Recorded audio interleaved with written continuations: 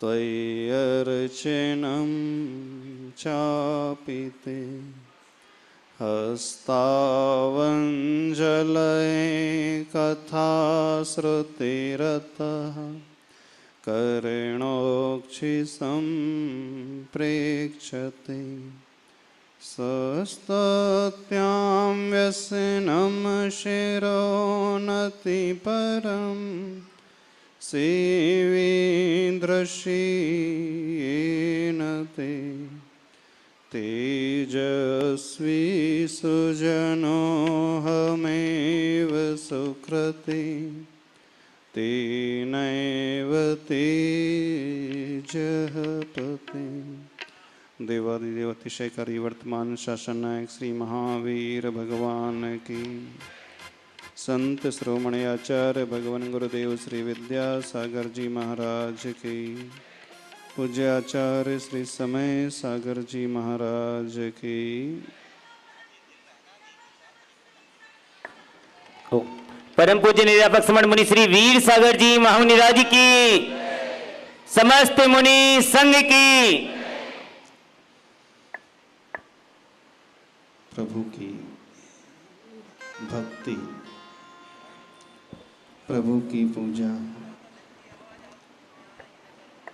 प्रभु की प्रार्थना, बिना इसके जब साधुओं का भी कल्याण नहीं होता है तो श्रावक का कल्याण कैसे हो सकता है। एक विशेष बात समझने की सभी लोग कोशिश करें। जो साधु परमेष्ठी होते हैं, जो पांचों ही पापों को त्याग कर देते हैं, जिनके पास कोई विकल्पों का साधन नहीं होता है, जिन्हें किसी से कुछ लेना देना नहीं होता है, वे मुनिराज, वे आचार्य परमेष्ठी, वे उपाध्याय परमेष्ठी हमेशा ज्ञान और ध्यान में लीन रहने वाले, उनके लिए भी भगवान महावीर स्वामी कहते हैं कि प्रतिदिन आप लोगों को प्रभु की स्तुति, प्रभु की वंदना, प्रभु की भक्ति करना है, और एक बार नहीं, दो बार नहीं, दिन में 3-3 बार करना है। जब श्रावक चारों तरफ विकल्पों से घिरा हुआ होता है, परेशान सा रहता है, एक के बाद एक उसके जीवन में नए नए कष्ट आते ही चले जाते हैं। वह कभी भी निर्विकल्प हो ही नहीं सकता, क्योंकि उसकी गृहस्थी है, उसकी जिम्मेदारी है, परिवार है, बच्चे हैं, माता पिता है, समाज है, रिश्तेदारी है, सबसे संबंध उसे बना करके रखना पड़ता है। सबकी अपेक्षाओं को पूर्ण करना पड़ता है, सबके अनुसार उसे सोचना पड़ता है। तो जो सबको साथ लेकर के चलने वाला श्रावक होता है, वो यदि सोच भी ले, चाह भी ले, तो शांति से बैठ नहीं सकता। अब साधुओं का कल्याण भक्ति और पूजा से होता है, प्रभु के गुणानुवाद से होता है, तो आप लोगों का कल्याण कैसे होगा? कौन सा रास्ता है आप लोगों के जीवन में, जानते हो? सिर्फ और सिर्फ एकमात्र रास्ता गृहस्थों के जीवन में होता है, और वह रास्ता होता है प्रभु की वो भक्ति करना सीखे, प्रभु का गुणानुवाद करना सीखे।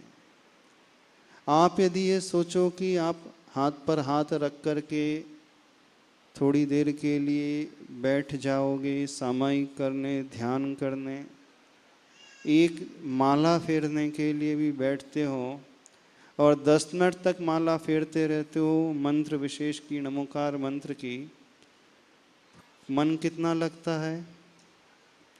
जब भी कोई श्रावक मंदिर में भी शांति से बैठने की कोशिश करता है, आंखें बंद करके बैठता है, भले ही वह उच्चारण नमोकार मंत्र का करता है, लेकिन उसके मन में सवेरे से लेकर शाम तक जो जो घटित हुआ है और घर गृहस्थी की बातें ही प्राय आते रहती है।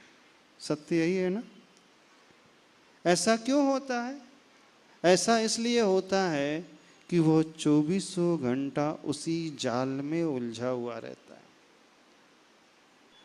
अब वो कितनी भी कोशिश कर ले ध्यान करने की, कितनी भी कोशिश कर ले एकाग्रता लाने की, चूंकि वो परिग्रह से फंसा हुआ है, मूर्छा से फंसा हुआ है, उसका ममत्व है, परिवार के प्रति सारी इसकी कर्तव्य है, जिम्मेदारी है, तो वह ध्यान तो कर ही नहीं सकता। ध्यान उसके बस की बात नहीं है। उसके बस की बात सिर्फ एक ही है, और वह ये है कि जो पूज्य पुरुष हैं उनकी वह हृदय से भक्ति करे, अर्चा करे, पूजा करे, प्रार्थना करे। आचार्य प्रवर समंत भद्र स्वामी जी कहते हैं रत्नकरण्डक श्रावकाचार्य ग्रंथ में, देवादिदेव चरणे परिचरणम सर्व दुख निर्हरणम काम दुहि काम दाहिनी परिचुनियात आद्रतो नित्यम। अर्थात वो तीन लोक के नाथ जो देवाधिदेव होते हैं, उनके चरणों की जब वो अर्चा करता है, पूजा करता है, तो उसको क्या लाभ प्राप्त होता है? दो विशेष बेनिफिट आप सबके लिए बता रहे हैं। एक लाभ होता है सबसे बड़ा काम दुही, और दूसरा लाभ होता है काम दाहिनी। काम दुही का अर्थ होता है जैसे कामधेनु गाय होती है अथवा कल्प वृक्ष होता है, उसके पास जाकर के जो भी आप कामना करो, जो भी आप कल्पना करो, जो भी आप इच्छा करो, सारी आपकी कामनाएं पूर्ण हो जाएगी, एक भी कामना आपकी अवशिष्ट नहीं रहेगी। यानी जो आकांक्षा श्रावक करता है उसके भीतर भाव भरा होता है कि मुझे ये चाहिए, वो चाहिए, सिर्फ कामना अंदर से कर रहा है, मांग नहीं रहा है। एक विचार उसके भीतर पैदा होता है कि हमारे जीवन को व्यवस्थित बनाने के लिए, हमारे परिवार को सही लाइन पे लाने के लिए मुझे अभी कुछ यह उपलब्ध हो जाए, यह प्राप्त हो जाए, ऐसा भाव करता है तो वो कामदुही यानी वो उसकी कामना अपने आप पूर्ण हो जाएगी। और दूसरी विशेषता आचार्य पर्वत बता रहे हैं काम दाहिनी, अर्थात वो भाव, वो कषाय के भाव जो हमेशा उसे जलाते रहते हैं, पीड़ित करते रहते हैं, वो विकल्प के भाव, वो तनाव के भाव, वो टेंशन के, वो चिंता के भाव जो कभी उसे चैन से नहीं जीने देते, कभी शांति से रहने नहीं देते हैं, तो उस प्रकार की वो कषाय की भावना को वो दहन करने वाली है, जलाने वाली है। क्या? देवादिदेव चरणे परिचरणम सर्व दुख निर्हरणम, यानी देवादिदेव के चरणों का जो आश्रय ले लेता है वो कैसा हो जाता है? सभी दुखों से वह मुक्त हो जाता है। सर्व दुख निर्हरणम, ये कह रहे हैं आचार्य भगवान। नहीं, कोई भी दुख उसके जीवन में अवशिष्ट नहीं रहेगा। आप लोग भगवान की भक्ति तो करते हो, अम्बड़ वालों, करते हो कि नहीं? कैसी भक्ति करते हो? कैसी पूजा करते हो उनके चरणों की? कैसी सेवा करते हो उनके चरणों की? अब कंडीशन नीचे वाले चरण में आचार्य भगवान बता रहे हैं परिचिनियात आदरतो नित्यम।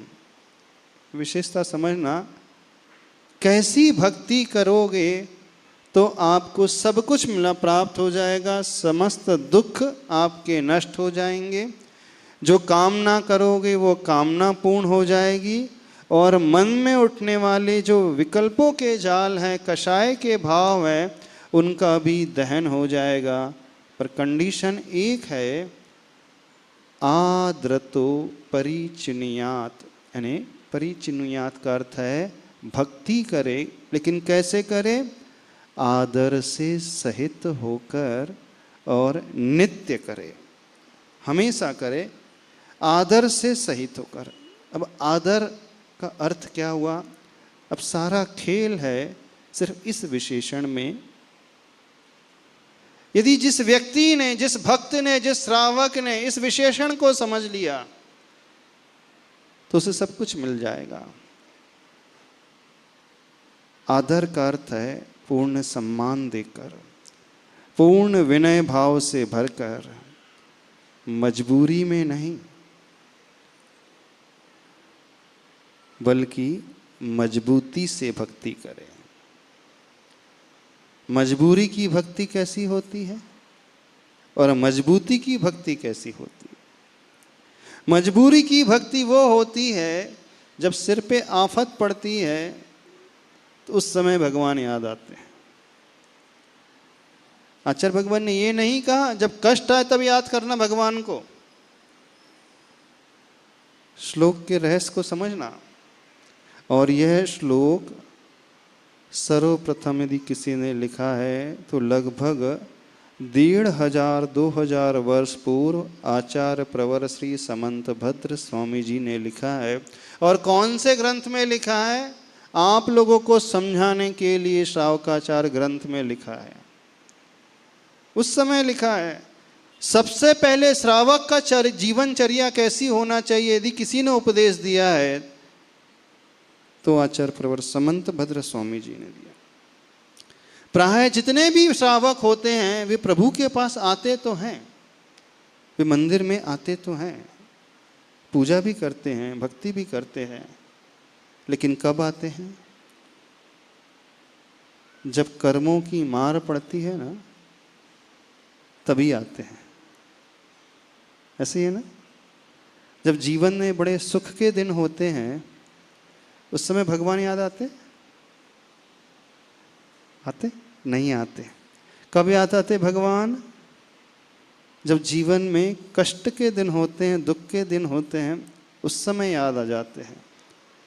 और यदि आप कष्टों में प्रभु को याद कर रहे हो, दुख के दिनों में याद कर रहे हो, दुख पड़ने पर याद कर रहे हो, तो एक प्रकार से वो स्वार्थपना हो गया, स्वार्थी हो गया। मजबूरी में याद कर रहे हो, और मजबूरी का नाम क्या होता है? क्या होता है? कहावत बोलते हैं ना, मजबूरी का नाम महात्मा गांधी। इसका क्या अर्थ हुआ? क्या अर्थ हुआ इसका बताओ? यानी वो चाहता नहीं है, लेकिन अब कोई रास्ता नहीं है तो चले चलो। एक और कहावत आप बोलते हैं, वक्त पड़ने पर लोग गधे को भी, क्या आगे का क्या है? वक्त पड़ने पर लोग गधे को भी बाप बना लेते हैं, कहने लगते हैं। जब ऐसी परिस्थिति निर्मित होती है, क्योंकि कहावत बनी है तो कुछ ना कुछ रहस्य तो होगा, ऐसी कहावत नहीं बन जाती है। नहीं, जब व्यक्ति के जीवन में ऐसे वक्त आता है तो ऐसे वक्त आने पर, ऐसी मजबूरी आने पर वो गधे को भी पूजने लगता है, गधे को भी बाप बनाने लगता है। और आप लोग भगवान को कब याद करते हो? मजबूरी के दिनों में, वक्त पड़ने पर। तो यदि आप वक्त पड़ने पर प्रभु की भक्ति करने के लिए आ रहे हो तो इसका अर्थ है ये आपने भगवान के उन महत्व को समझा नहीं, भगवान की महिमा को जाना नहीं। आचार्य प्रवर कह रहे हैं नित्यम, हमेशा। दुख के दिनों में तो हर एक व्यक्ति याद कर ही लेता, उसमें कौन सी बड़ी बात हो गई। अच्छे अच्छे हमने नास्तिकों को भी देखा है जो कभी मंदिर नहीं जाते, जो भगवान के ऊपर श्रद्धा नहीं रखते, अच्छे अच्छे प्रोफेसर, डॉक्टर, इंजीनियर, लॉयर, जो नास्तिक प्रवृत्ति के होते हैं, विश्वास ही नहीं रखते हैं कि भगवान नाम की कोई वस्तु भी होती है संसार में, जब उनके जीवन में बड़ी आपत्ति आती हैं, कोई रोग भयंकर हो जाता है, कोई कष्ट परिवार में आ जाता है और कहीं से समाधान नहीं नज़र आता है, दिन नहीं, महीने नहीं, वर्ष बीत जाते हैं, कई डॉक्टर के चक्कर लगा लेते हैं, फिर भी दवाई नहीं लगती है और रिपोर्ट में कुछ नहीं आ रहा, रिपोर्ट सारी नॉर्मल आ रही, सीटी स्कैन करा लिए, एक्सरे करा लिए, पेट स्कैन करा लिया, जितने भी हैं, जितने भी स्कैन्स होते हैं, एमआरआई, सब स्कैन करा करके देख लिया, हर स्कैन में रिपोर्ट बॉडी की जो आ रही है, सारी टेस्टिंग जो आ रही है नॉर्मल आ रही है, लेकिन बीमारी ठीक नहीं हो रही। अब डॉक्टर कि कई डॉक्टर की दवाई ले ली फिर भी इलाज नहीं मिलता है। ऐसे समय वो पढ़ा लिखा व्यक्ति जो अभी तक ईश्वर के अस्तित्व को नकारता था, प्रभु के अस्तित्व को नकारता था, वह भी भगवान का अभिषेक करते हुए देखा गया है और शांति धारा भी करता है, गंधोदक भी लगाता है। तो आप कौन सी श्रेणी में आते हो? महावीर भगवान को कब याद करते हो? जब दुकान नहीं चलती है ना, कमाई कम हो जाती है, उस समय आप भगवान को या विशेष रूप से याद करते हो। जब कोई रोग आदि हो जाता है उस समय विशेष रूप से याद करते हो, अथवा परिवार में कोई आपत्ति आ जाती है अथवा किसी का वियोग हो जाता है उस समय याद करते हो। और जब सब कुछ फर्स्ट क्लास चलते रहता है, किसी प्रकार की कोई कमी नहीं होती है, उस समय वो प्रभु को याद नहीं करता है, वो तो संसार को ही याद करता है, विषय भोग को ही याद करता है। तो आचार्य भगवान यहाँ पर कह रहे हैं परिचिनियात आंध्रतो नित्यम, यदि नित्य आप अपने जीवन में इन्हें अपना लो तो आपका कल्याण होगा। तो पहली बात तो यह समझने की आवश्यकता है, ओकेजनली भक्ति नहीं होती है ना, पर्व विशेष में, जैसे कुछ लोग होते हैं ऐसे भी श्रावक होते हैं, जब 10 लक्षण धर्म आते, पर्युषण पर्व आते, उसी समय उन्हें भगवान याद आते हैं। खासकर युवा वर्ग जो है साल भर कभी भगवान के पास नहीं आएगा, कब आएगा?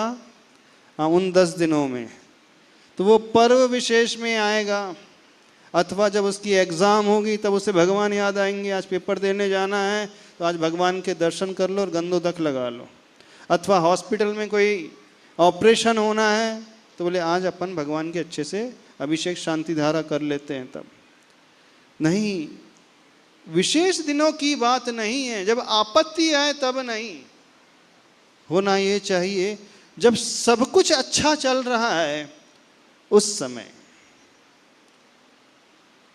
दुख में तो हर व्यक्ति दूसरों से सिंपैथी चाहता ही है, लेकिन जब आपके सुख के दिन हैं, क्या आप उन सुख के दिनों में दूसरों से सब कुछ शेयर करते हो? दूसरों को बांटना सीखते हो? दूसरों को कुछ देते हो? नहीं देते। उन दिनों में क्या हमें प्रभु नजर आते? कभी प्रभु याद आते? उन दिनों में नहीं आते। उस समय तो वह मस्त पड़ा रहता है, ऐशो आराम में डूबा रहता है, टाइम ही नहीं होता उसके पास। जब ऐसी परिस्थिति होने लगे तो समझना उससे बड़ा कृतघ्नि कोई नहीं होता है।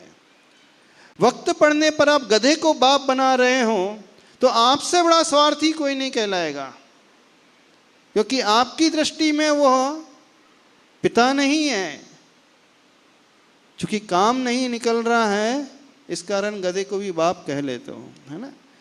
गवर्नमेंट ऑफिसर से काम निकलवाना है, इवन पियून से भी काम निकलवाना है, जीएसटी की फाइल आगे पास कराना है, तो इनकम टैक्स ऑफिसर का जो पियून भी होता है ना, उसके भी पैर पड़ने लगता है व्यक्ति। वो मानता है कि ये पियून है, कोई काम का नहीं है, लेकिन अभी मुझे अपना काम निकलवाना है, इसलिए उसको भी वो रिस्पेक्ट देने लगता है, उसका भी सम्मान करने लगता है। तो ऐसा तो संसारी हर व्यक्ति करता है। जब जब उसके जीवन में परेशानी आती है वो इस प्रकार के कार्य अपने जीवन में करने लगता है। लेकिन जो सच्चा भक्त होता है वह दुख के दिनों में नहीं, वह पहले सुख के दिनों में प्रभु की भक्ति करने वाला होता है। सुख के दिनों में वो अपने इष्ट को याद करने वाला होता है, इष्ट प्रभु को याद करने वाला है। जब जब उसके जीवन में बहुत अच्छे दिन हैं तो उस दिन वो विशेष रूप से जाता है, आज मेरे जीवन का बहुत अच्छा दिन है, आज मैं विशेष रूप से प्रभु की शांति धारा करूँगा, भक्ति करूँगा, आज मैं प्रभु के चरणों में श्रीफल चढ़ाऊँगा, आज मैं विशेष रूप से विधान पूजन करूँगा, क्योंकि मैं आज अंदर से बहुत प्रसन्न हूँ। लेकिन होता कैसा है, जब अंदर से बहुत खुश होता है वो तो बियर बार चला जाता है, घूमने के लिए चला जाता है, पार्टी मनाने के लिए चले जाता है होटल में, अथवा किसी टूर में निकल जाता है, वैकेशन में वहाँ निकल जाता है, बोले बढ़िया अच्छे से एंजॉय करना है। यानी उन दिनों में वो प्रभु को भूल गया। तो आपसे बड़ा स्वार्थी कोई नहीं होगा। यहां आचार्य भगवान कह रहे नहीं, दुख के दिनों में तो आप मजबूरी में कर रहे हो याद, हर एक व्यक्ति कर लेता, उसमें कोई बड़ी बात नहीं होती है। जैन क्या, अजैन भी आ जाता है। जब अजैन के भी जीवन में बड़ी आपत्ति आती है, वो भी दिगंबर गुरुओं के पास आ जाते हैं आशीर्वाद लेने के लिए, आते हैं, कई अजैन में आ जाते हैं, कई नेता भी आ जाते हैं। जब चुनाव का अवसर आता है ना, वो भी आशीर्वाद लेने के लिए आ जाते हैं, अपना काम निकालना, अपना स्वार्थ सिद्ध करना है। तो यदि आप दुख के दिनों में प्रभु के पास आ रहे हो भक्ति करने के लिए, तो आपने अभी प्रभु की महिमा को जाना ही नहीं, प्रभु को समझा ही नहीं। होना यह चाहिए जब जब आपके जीवन में सबसे अच्छे दिन हो, उस दिन विशेष रूप से भक्ति किया करो। दुख के दिनों में थोड़ा कम भी कर लोगे तो चल जाएगा। और एक बात याद रखो, जो व्यक्ति अनुकूलताओं में प्रभु को याद रखता है, उसके जीवन में कभी दुख आएंगे ही नहीं, कष्ट आएंगे ही नहीं, क्योंकि उस समय वो अत्यधिक प्रसन्न रहता है। और उस प्रसन्नता में जो वो भक्ति करता है, उसकी विशुद्धि बड़ी गजब की बढ़ती है, और उस विशुद्धि से वो सातिशय पुण्य कर्म का अर्जन कर लेता है। भरत चक्रवर्ती था, भक्ति करना सीखना तो उस चक्रवर्ती से सीखो। 6 खंड का राजा, 96,000 रानियां, 32,000 मुकुटबद्ध राजा, जिसके चरणों में हमेशा नतमस्तक रहते थे। प्रतिदिन नया नया रसोइया उसे भोजन बना करके खिलाता था। जो वस्त्र एक दिन पहन लेता था, कभी उसे रिपीट नहीं करता था, दूसरे दिन वो वस्त्र नहीं है, प्रतिदिन नए वस्त्र। उस जैसा वैभव, उस जैसी संपत्ति किसी के पास नहीं थी, उस जैसी शक्ति किसी के पास नहीं थी। उस चक्रवर्ती को किसी प्रकार की कोई कमी नहीं थी, कोई कमी नहीं थी उससे। जब ऐसा हुआ तो भी वो सबसे पहले अपने जीवन में प्रतिदिन एक कार्य करता था, प्रातः काल उठ करके प्रभु के दरबार में जाता था। और विशेष समझना, चक्रवर्ती था तो ये चक्रवर्ती बन करके नहीं जाता था, वो 3 लोक के नाथ के पास वो चक्रवर्ती बन करके नहीं जाता था, राजाधिराज बन करके नहीं जाता था। 3 लोक के नाथ के पास एक किंकर बन करके जाता था, दास बन करके जाता था, जिसके महलों में हजारों नौकर सेवक रहते थे सफाई के लिए। लेकिन प्रभु के दरबार में जाते हुए सारे सेवकों को वो दूर कर देता था। वहाँ जाकर के प्रभु के मंदिर की, गर्भगृह की स्वयं अपने हाथों से सफाई करता था। क्यों? वो भरत चक्रवर्ती उसी भाव से तुरंत केवल ज्ञान प्राप्त कर लेता, अंतर मुहूर्त में केवल ज्ञान हो जाता दीक्षा लेते हुए से। क्यों ऐसा हुआ? जब वो गृहस्थ था, चक्रवर्ती के रूप में था, राजा के रूप में था, उस समय जब उससे किसी प्रकार की कोई परेशानी, कोई विघ्न बाधा नहीं थी, उस समय वो सबसे पहले प्रभु के दरबार में जानता था। और कैसी भक्ति करता था? उनके चरणों में जाकर के वो अपने आप को बड़ा व्यक्ति नहीं, अपने आप को दास मानता था। यानी पूर्ण समर्पित होकर के, आदर के भाव से भर करके, परिचिनियात आद्रतो नित्यम। 2 विशेषण है यहाँ पर। एक नित्य यानी हमेशा करना है, और दूसरा आदर से सहित। अब आप कहोगे कि महाराज जी हम भी आदर तो देते हैं भगवान को। हाँ, आदर देते हो, लेकिन साथ में आप कुछ मान करके अपने आप को प्रभु के पास जाते हो। आपका मन का एक कोना कहता है कि मैं भी कुछ हूँ, यानी अहम का भाव पहले आ गया। जहाँ अहम का भाव आ गया तो सामने वालों को उसने उतना ऊंचा स्थान नहीं दिया, उसने उससे थोड़ा सा नीचा समझ लिया, बस ये आदर समाप्त हो गया। आपकी भक्ति दूसरों को दिखाने के लिए होती है ना। आपकी भक्ति में दर्शन का भाव कम और प्रदर्शन का भाव अधिक होता है। आपकी भक्ति में लोभ की वृत्ति अधिक होती है। आपकी भक्ति मजबूरी की भक्ति अधिक होती है। कष्टों में भक्ति अधिक होती है, सुख के दिनों में भक्ति नहीं होती है। देखना, आप जब भी भक्ति कर रहे होंगे, प्रायः सभी लोगों की यही स्थिति है। हो सकता है वो करता हो, लेकिन जो सम्मान, जो महिमा विशेष प्रभु को देना चाहिए, वो उस प्रकार की महिमा को न देते हुए अपने आप को भी कुछ मान करके प्रभु के चरणों में जाता है। अच्छा बताइए, इतने सारे श्रावक रोज मंदिर जाते हैं, इसमें से कौन सा श्रावक है, कौन सा कमेटी का अध्यक्ष है, मंत्री है अथवा प्रमुख श्रेष्ठी है जो मंदिर में अपने हाथों से झाड़ू लगाता? रोज रोज भरत चक्रवर्ती रोज लगाता था। समझना, अंतर समझने की कोशिश करना। वो चक्रवर्ती क्यों बना, और चक्रवर्ती होते हुए भी दीक्षा लेते ही अंतर्मूर्त में केवल ज्ञान उसे क्यों प्राप्त हो गया? उस रहस्य को पकड़ने की कोशिश करो। वो प्रतिदिन अपने हाथों से प्रभु के दरबार में जाकर के सारे मंदिर की सफाई करता है। आप लोग करते हो रोज? कभी कभार कर भी लेते होंगे, लेकिन रोज नहीं करते। क्यों? आप क्या सोचते हैं ये हमारा काम थोड़ी है? किसका काम है? किसका काम है? माली का काम है। मंदिर की सफाई करना किसका काम है? माली का काम है ना। अथवा जिसे नौकरी पर रखा है सेवक के रूप में, यहाँ क्या बोलते हैं, माली बोलते कि सेवक के रूप में बोलते? तो मंदिर के गर्भगृह की सफाई करना, मंदिर की सफाई करना किसका काम हुआ?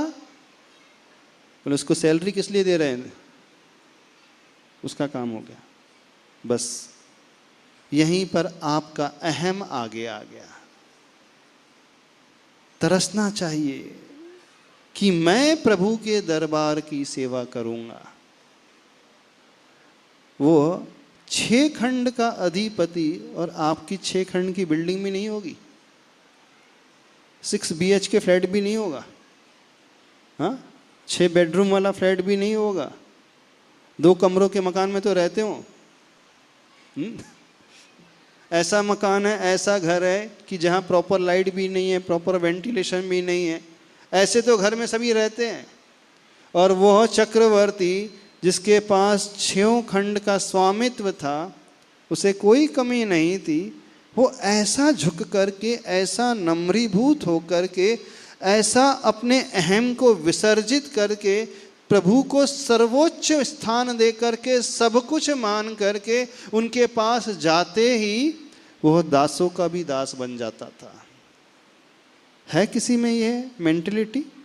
जब हम मंदिर जाएं, प्रभु की भक्ति करने जाएं, तो अपने आप को सबसे छोटा, सबसे लघु मान लें? बताइए। क्योंकि आचार्य भगवान कह रहे हैं, आदरतो, आदर से सहित होकर के देवादि देव चरणे, देवादि देव के चरणों की भक्ति करना है। वहां सिर्फ उन्होंने यह नहीं लिखा, यह नहीं कहा कि भक्ति करना है।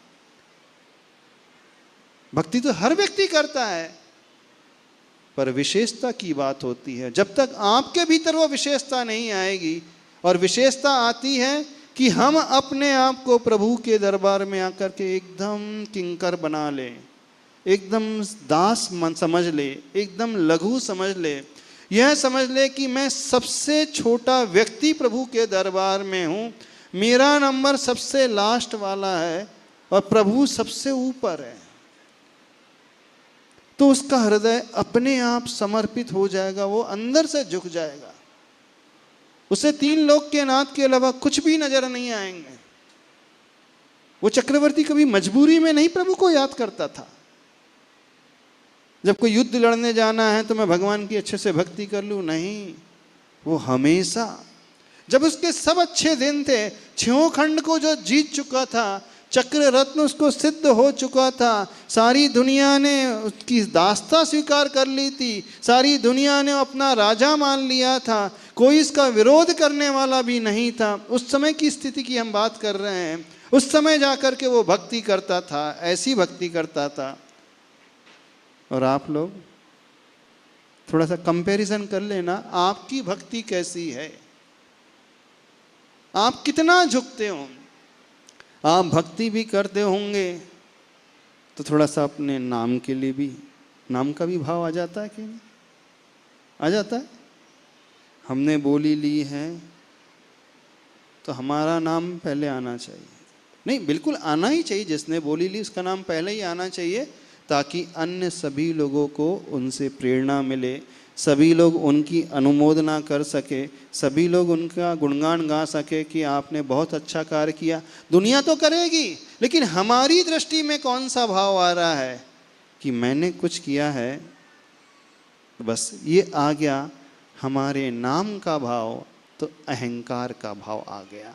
हम कुछ मानने लगे अपने आप को, हम कुछ बड़े पद में स्वीकारने लगे अपने आप को। मैं कुछ अस्तित्व तो रखता हूँ।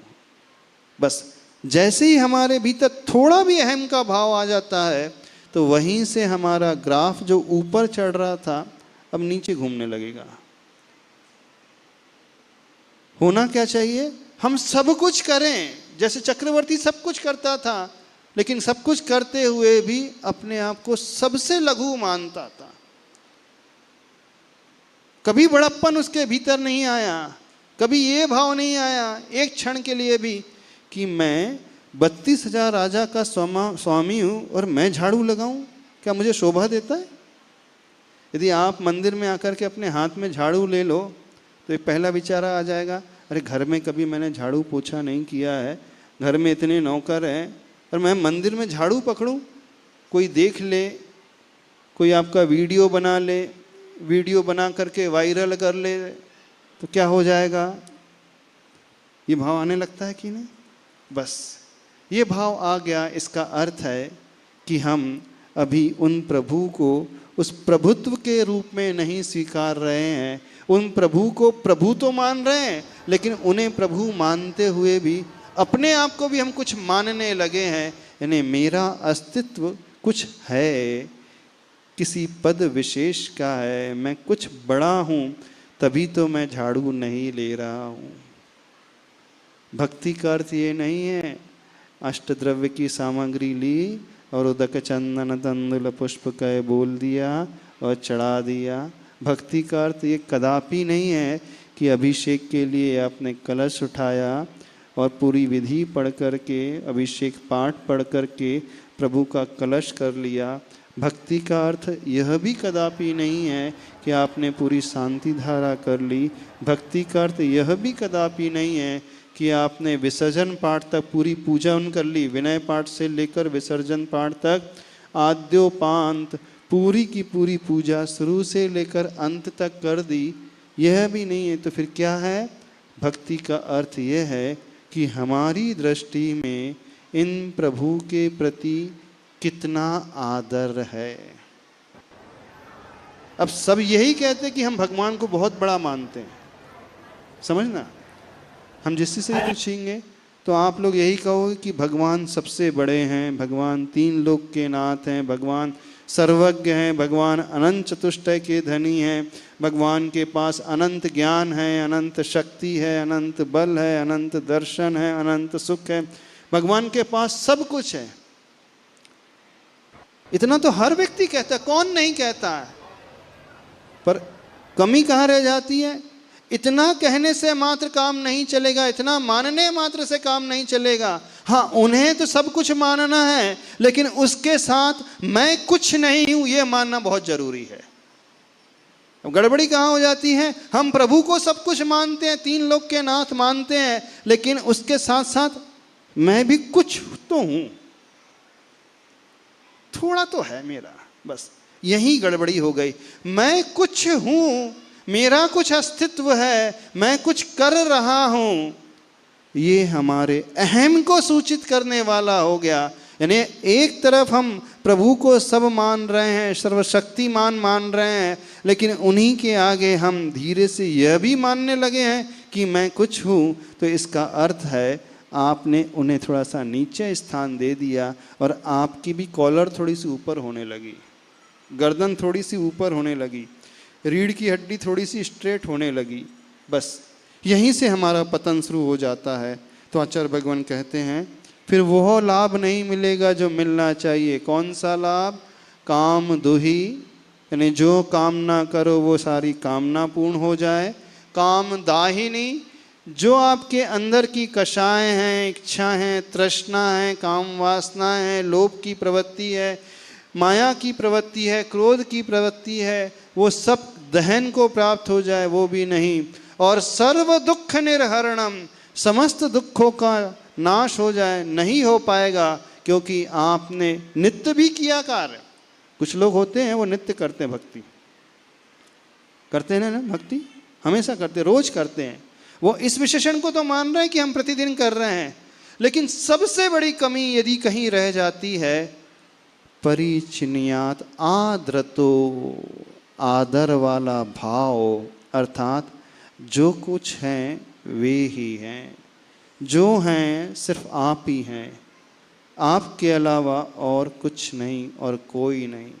देखो आचार्य प्रवर स्वयं जब भक्ति करते हैं तो अपने आप को इतना लघु, इतना छोटा मान लेते हैं कि मुझसे छोटा कोई है ही नहीं। चाहे आचार्य मानतुंग स्वामी जी हैं, जब वे आदिनाथ भगवान की भक्ति करते हुए भक्तामर स्तोत्र लिखते हैं तो वो कहते हैं कि मैं अल्पश्रुतम, मैं अल्पश्रुत वाला हूँ, जबकि एक सिटिंग में बैठ करके पूरा भक्तामर स्तोत्र उन्होंने रच दिया, बिना कोई शास्त्र देखे, बिना कोई व्याकरण देखे, बिना कोई छंद शास्त्र देखे, बिना कोई किसी से पूछे, एक बार बैठे तो पूरा शास्त्र गुणों सहित प्रभु का रच दिया। और खुद क्यों क्या कह रहे हैं? मैं अल्पश्रुत वाला हूँ, मैं बहुत लघु हूँ। अब इतने महान आचार्य, इतने ज्ञानी आचार्य, इतने अच्छे से भक्ति करने वाले आचार्य, वे स्वयं को इतना छोटा बना रहे हैं। आप सारे ग्रंथों को उठा करके देख लिए, जिन जिन लोगों के जीवन में चमत्कार हुए भक्ति से, एक विशेषता उनकी कॉमन रही, और वह विशेषता रही कि जो भक्ति करने वाला भक्त हमेशा अपने आप को सबसे छोटा मानता था, मुझसे छोटा कोई नहीं। तभी वो चमत्कार जीवन में घटित होते हैं। तो आप सभी लोगों से कहना चाहते हैं, यदि अपना कल्याण चाहते हो, यदि अपने दुखों को नष्ट करना चाहते हो, यदि अपनी सारी कामनाएं पूर्ण करवाना चाह रहे हो, और अंदर के मानसिक विकल्पों से मुक्ति चाहते हो, निर्विकल्प होना चाहते हो, आनंद से भरना चाहते हो, शांति से भरना चाहते हो, उस अहम को गला देना, छोड़ देना। मत कहना कि मैं कुछ हूं। हो सकता है शब्दों से आप ना भी कहते हो। यदि आप शब्दों से नहीं कह रहे हो, अंदर से नहीं मान रहे कि मैं कुछ नहीं हूं, तो फिर झाड़ू पकड़ने में शर्म क्यों आ रही है? किसी के घर में झाड़ू नहीं लगवा रहे, पेंडाल में भी झाड़ू की बात नहीं कर रहे, कहाँ की बात कर रहे हैं? तीन लोक के नाथ के पास बोल रहे हैं। वो चक्रवर्ती वहां सफाई करता था, क्या आप चक्रवर्ती से बड़े हो गए? नहीं ना, उससे तो बहुत छोटे हैं। हाँ, बाहरी परिस्थिति में बहुत छोटे हैं, लेकिन अंतरंग में मानसिक परिस्थिति को यदि आप देखते हो तो आपका मन यह कहने लगता है कि मैं कुछ अहमियत रखता हूं। बस यहीं खत्म हो गया सब कुछ। भक्ति करना सीखो, भक्ति में अपने आप को गलाना सीखो, भक्ति में अपने अहम को छोड़ना सीखो, भक्ति में अपने आप को यह मानना सीखो कि मेरी कोई औकात नहीं है, मुझे कुछ नहीं आता, न मेरे भीतर ज्ञान है, न मेरे भीतर शक्ति है, न मेरे पास धन पैसा है, न मेरे पास कोई गुण विशेष है, ना मुझे कुछ आता है, मुझे कुछ भी समझ में नहीं आता, मैं कुछ हूं ही नहीं। जब ये भाव आपके भीतर पैदा होने लगेगा तो उसका फल देखना कैसे घटित होता है।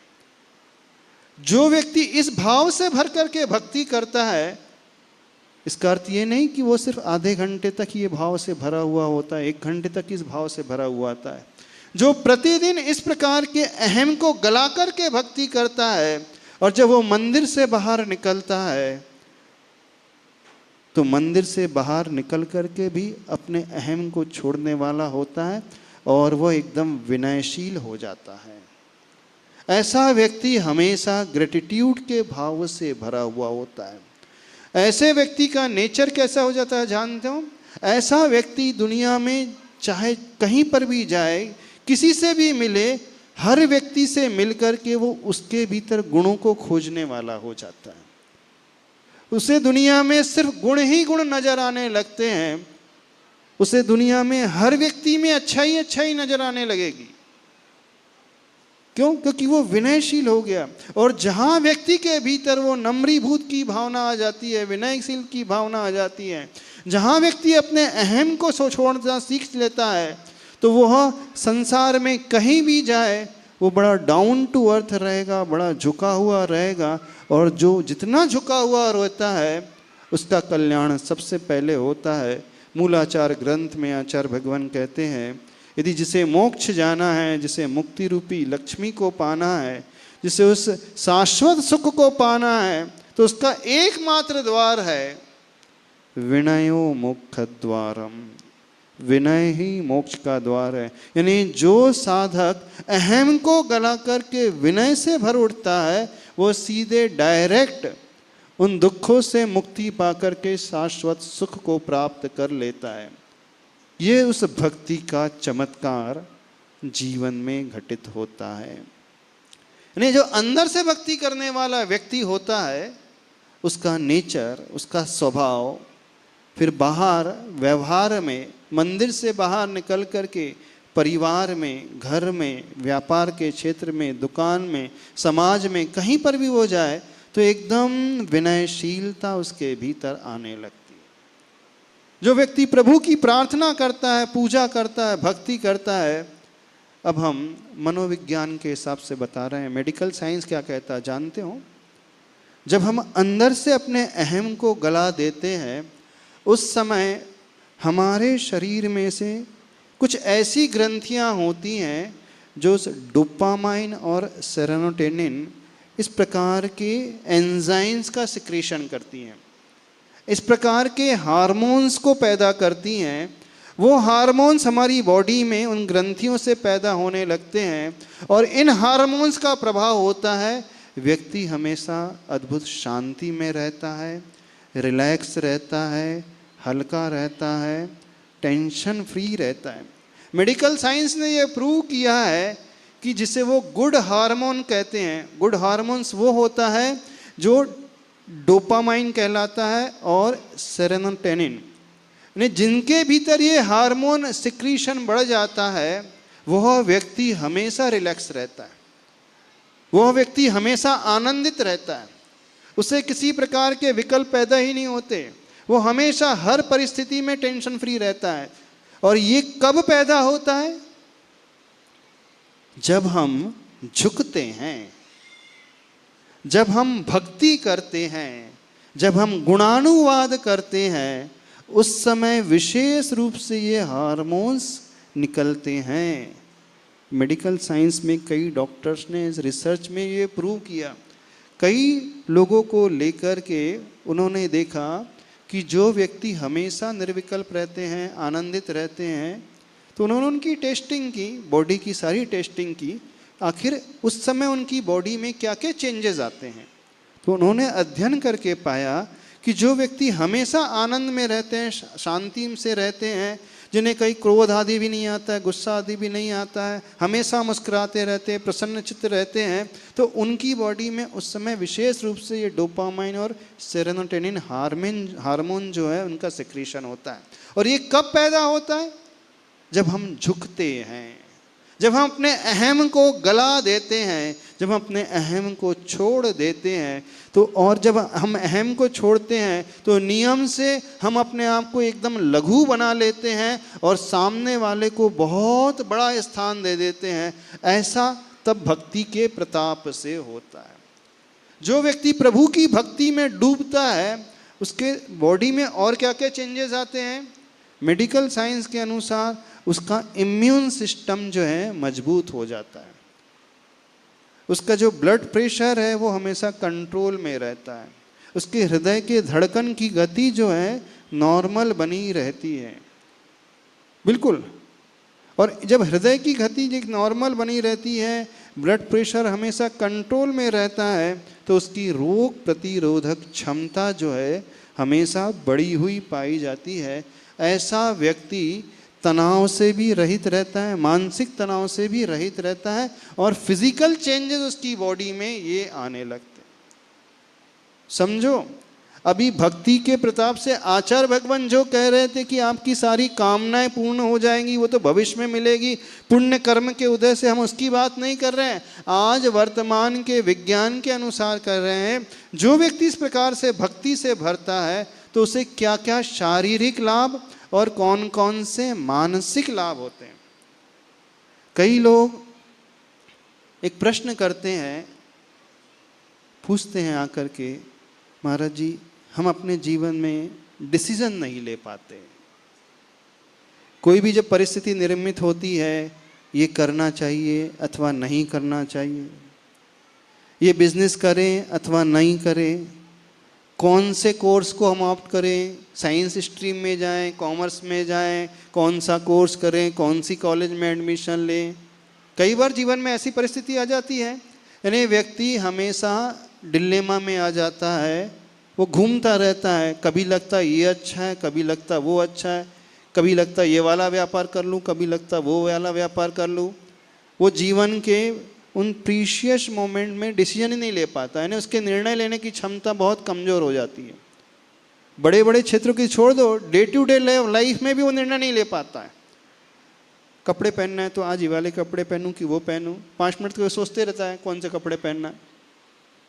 सब्जी बनाना है तो कौन सी सब्जी, ये कि वो करूं, यानी छोटे से छोटे कार्य में भी वो डिसीजन नहीं ले पाता है। तो ये क्यों होता है? ये मानसिक उथल पुथल के कारण होता है। और जो व्यक्ति प्रभु की भक्ति से भर उठता है तो उसका जो ब्रेन है उस समय विशेष रूप से प्री फ्रंटल कॉर्टेक्स जो होता है वो एक्टिव हो जाता है।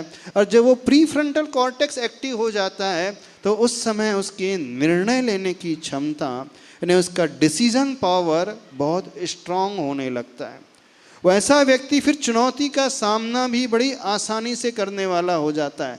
कठिन परिस्थिति भी उसके जीवन में आ जाती है तो उन चैलेंजेस को भी बड़े अच्छे से एक्सेप्ट कर लेगा और उसका सामना करके वो आगे बढ़ता चला जाएगा।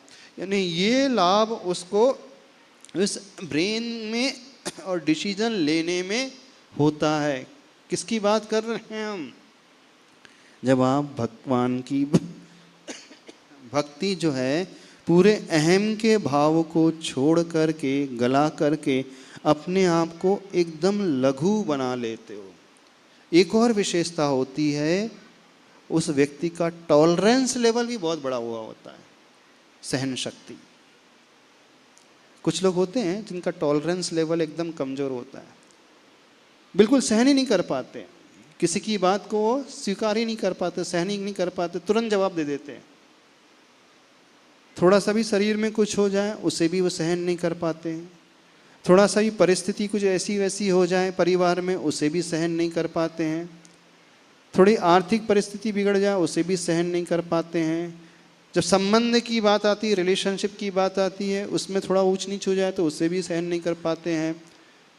तो जो भक्ति करने वाला व्यक्ति होता है उसका टॉलरेंस लेवल बहुत बढ़ता हुआ पाया गया है। समझ रहे हो कि नहीं? और ऐसा व्यक्ति हर प्रतिकूलता का सामना भी बड़ी आसानी से कर सकता है। ये इफ़ेक्ट तो तात्कालिक ही नज़र आ जाते हैं जीवन में। और हम धर्म शास्त्र के अनुसार देखें तो जो भक्ति की जाती है वह भक्ति मुक्ति तक ले जाने वाली है। प्रभु की भक्ति से असंख्यात गुणी कर्म की निर्जरा भी होती है और साथी से पुण्य कर्म का आश्रव भी होता है। अब ये बात अलग है, न कर्म नज़र आ रहे हैं न निर्जरा नज़र आ रही है, ये तो हम श्रद्धा के बल पर समझ रहे हैं, श्रद्धा के बल पर स्वीकार कर रहे हैं। लेकिन जो रियल लाइफ में आज का विज्ञान उसे सिद्ध कर रहा है वो तो हम अपने शारीरिक परिवर्तन में, मानसिक परिवर्तन में, अपने व्यवहार में भक्ति का प्रभाव देख सकते हैं। समझ में आया कि नहीं? तो करना कैसे है, कंडीशन क्या है?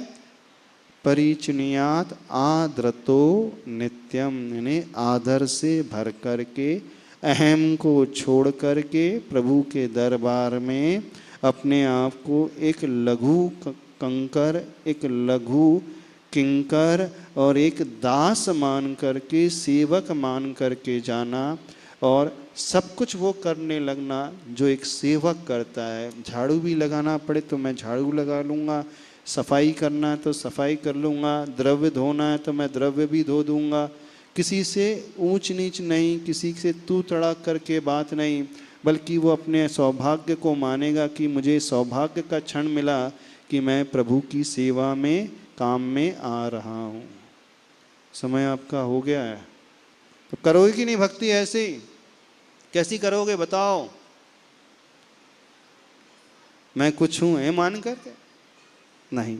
उस भरत चक्रवर्ती को याद रखना, आप लोग चक्रवर्ती से बड़े नहीं हो, बहुत छोटे हो। जब वो इतना बड़ा व्यक्ति भी प्रभु के पास जाकर के अपने आप को छोटा मान सकता है तो आप तो छोटे हैं ही। तो छोटे को छोटे मानने में ही बड़प्पन होता है और छोटे को कुछ नहीं मानने में, अपने आप को कुछ नहीं मानने में ही सही मायने में बड़प्पन होता है। बोले देवादिदेव 1008 श्री महावीर भगवान की।